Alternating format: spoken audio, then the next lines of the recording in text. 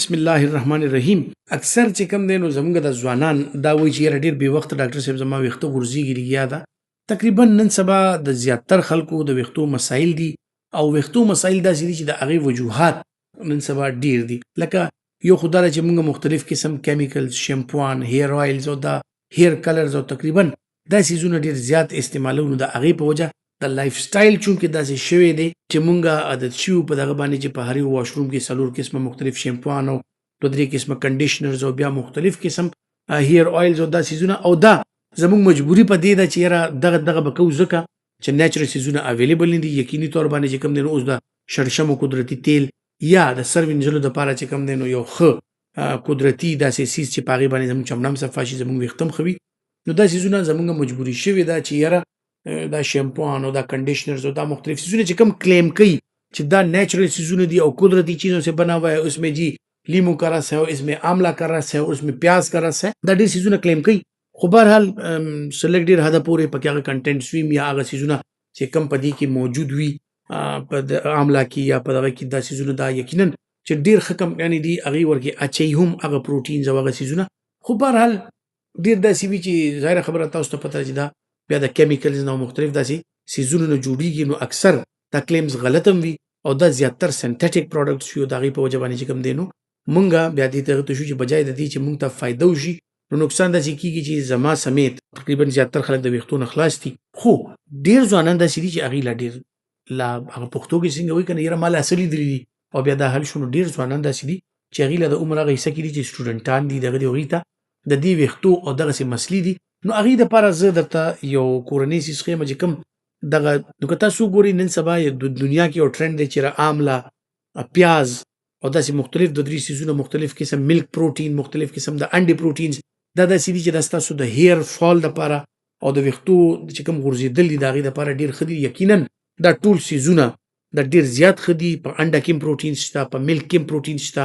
هغې نه هم چې کوم دی نو خلک ځان له مختلف قسم دا ټوټکي جوړې کړي او دا په سر باندې لګوي. خو ډېر امپورټنټ شی چې کوم دی نو هغه د پیاز نن سبا ډېر ذکر کېږي چې یار پیاز چې کوم دی دې کې چې دننه کوم څیزونه دي نو په هغې کې داسې پروټینز هم شته او خاص کر سلفر کنټینټ پکې زیات دی د دې په دا اوبو کې د پیاز په اوبو کې د هغې د وجې نه ستاسو هیر فال چې کوم دی کم شي او هیر گروت چې کوم دی یعنې ویښتو د کوم چې پرورش کېږي گروت کېږي نو ورسره ډېر ښه شي. یقینا دا ټولې پروون خبرې دي په لیټریچر کې، په دغه کې دا ټول شیونه پروون دي چې واقعي د پیاز چې کوم دی د استعمال ستاسو ویښتو دپاره ډېر ښه دی. نه صرف د هغې خوراک بلکې د دې نه چې کومې اوبه وباسي تقریبا یو 2 پیاز که تاسو والي هغه په ګراینډر باندې ګراینډ کوي او هغه یو د ململ کپړه کې واچوي نو چونې کوي نو هغې نه تاسو ته داسې اوبه غونته کې یا تیل غونته کې راوځي چې کم تاسو سټور کولی شي استعمالولی شي او کم ځای کې چې ستاسو تین هیر لاین دی په چمړه باندې لګولی شي. نیمه ګنټه یې پرېږدي، هغې نه بعد په خپل نارمل شیمپو باندې خپل سر ووینځئ او ښه غونته کې آیل چې کم دی که تاسو د کوپرې تیل استعمالوئ، که تاسو چېرته شړشمو تیل یا هر قسم ته تیلي پې تاسو ولګوئ. د دې نور داسې سایډ افیکټ نشته، خو چې کله هم لګي نو نورو خلکو سره مه کښېنه ځکه چې یقیني طور چې تاسو سر کې اوس پیاز لګولي یا د پیاز اوبه دي لګولي نو بل کس ته دغه کېدی شي اریټیشن کېدی شي، ستا خپلې سترګې دا به ورسره لږې لږې سوځي او خصوصا اکثر خلک وایي چېرې زما ورسره د سر چمړه چې کوم دی نو ډېره سوځي او ډېر سوځې شروع کو او سره شوله نو اکثر خلکو ته لوکلی په چمړه باندې ریاکشن هم کېدی شي او هغه سوروالی او هغه سوځې دا کېدی شي. خو که چاته نه کېږي او هغه دا استعمالول غواړي خپل هیر فالیکلز امپروف کولو دپاره، خپل د ویښته چې کومه جرړه ده هغې بهترین دغه دپاره نشونما دپاره نو د پیاز دا کمې اوبه چې کوم دي دا یقینا دا ډېر ښه شی دی. په ټوله دنیا کې لیټریچر کې منلی شوی دی چې او دا تاسو استعمالولی شي. خو بیا به زه په طور ډاکټر یو خبره وکړم چې اکثر خلکو ته دا پرابلم شي چې سر مې سوځي، د سر چمړه سوځي، هغې دپاره بیا چې کوم دی نو سودینګ افیکټ دپاره